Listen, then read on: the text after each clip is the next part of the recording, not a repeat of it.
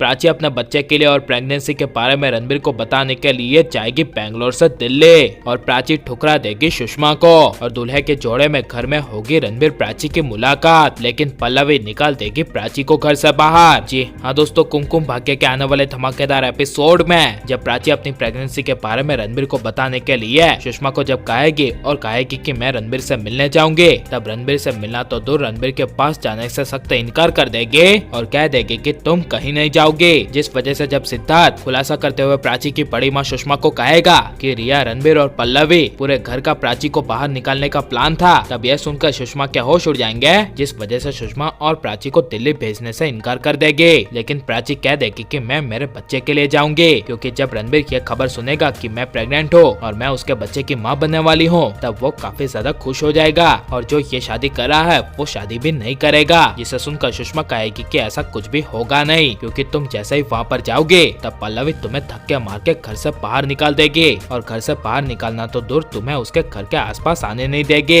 जिसे सुनकर प्राची जिद करती हुई कहेगी कि मैं फिर भी रणबीर से मिलने के लिए आखिरी बार जाऊंगी। तब सुषमा अपने सारे रिश्ते तोड़ती हुई कह देगी कि अगर तुम्हें रणबीर से मिलने जाना है तो मेरा तुमसे कोई रिश्ता नहीं रहेगा, चाहे तुम पर कितनी भी मुसीबतें आए तुम मेरे लिए कुछ नहीं रहोगे और चाहे तुम मर भी जाओ तो भी मुझे कोई फर्क नहीं पड़ेगा। यह सुनकर प्राची के पैरों तले जमीन खिसक जाएगी और प्राची एक उम्मीद लेकर अपने बच्चे के लिए सुषमा को ठुकरा कर रणबीर से दिल्ली में मिलने जाएगी। जहाँ पर जब प्राची रणबीर के घर पहुँचेगी तभी पूरा घर सजा हुआ देखेगी और घर को सजा हुआ देखकर प्राची के होश उड़ जाएंगे और उसी वक्त प्राची के सामने दरवाजे पर लगी हुई फूलों की माला टूट जाएगी और उसे तभी प्राची के सामने संभाल लेगा रणबीर और प्राची रणबीर को देखती रह जाएगी और रणबीर भी प्राची को गुस्से की नजर से देखता रह जाएगा। लेकिन तभी वो रणबीर और कोई नहीं बल्कि नौकर निकलेगा और प्राची का एक सपना होगा, जिस वजह से जब प्राची नौकर को पूछेगी कि सब लोग कहाँ हैं और रणबीर कहाँ है, तब नौकर कह देगा कि वो लोग शादी कर रहे हैं, इसीलिए आप वहाँ पर जाइए।